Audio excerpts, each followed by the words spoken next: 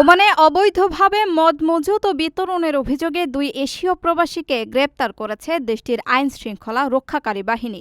অভিযান চালিয়ে একটি আস্তানা থেকে ৪,৩০০-রও বেশি মদের বোতল ও মদ পরিবহনে ব্যবহৃত একটি ট্রাক জব্দ করা হয়েছে। গতকাল বুধবার ওমান কাস্টমস সামাজিক যোগাযোগ মাধ্যমে একটি ভিডিও বিবৃতির মাধ্যমে এই তথ্য নিশ্চিত করেছে। ওমান কাস্টমসের কমপ্লায়েন্স ও ঝুঁকি মূল্যায়ন বিভাগ গোপন সংবাদের ভিত্তিতে এই সফল অভিযান পরিচালনা করে। কাস্টমসের বিবৃতিতে বলা হয়, গ্রেপ্তার হওয়া প্রবাসীরা একটি নির্দিষ্ট জায়গাকে অবৈধ মদের গুদাম ও সরবরাহের কেন্দ্র হিসেবে ব্যবহার করে আসছিল।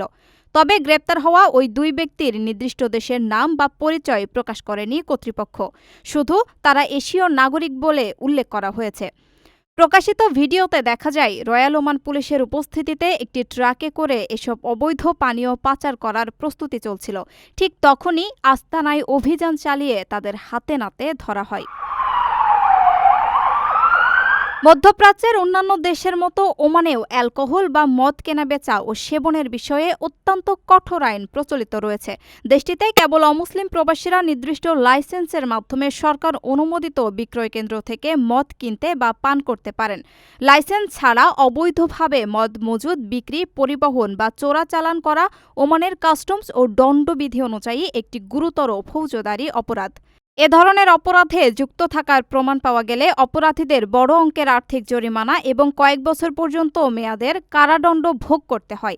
এছাড়াও কোনো প্রবাসী এমন অপরাধে গ্রেপ্তার হলে সাজা ভোগ করার পর সাধারণত তাদের ভিসা বাতিল করে নিজ দেশে স্থায়ীভাবে বিতাড়িত করার বিধান রয়েছে।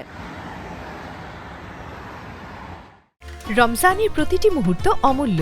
লাইনে দাঁড়িয়ে ইবাদতের সময় নষ্ট করবেন কেন? ঘরে বসেই মুহূর্তে টাকা পাঠান প্রিয়জনের কাছে গালফ এক্সচেঞ্জ মোবাইল অ্যাপে। দ্রুত ও নিরাপদে টাকা পাঠান বিকাশ ও ব্যাংক অ্যাকাউন্টে। এই রমজানের সময় দিন ইবাদতে। টাকা পাঠান গালফ এক্সচেঞ্জ মোবাইল অ্যাপে। গালফ এক্সচেঞ্জ, বাংলাদেশিদের প্রিয় এক্সচেঞ্জ।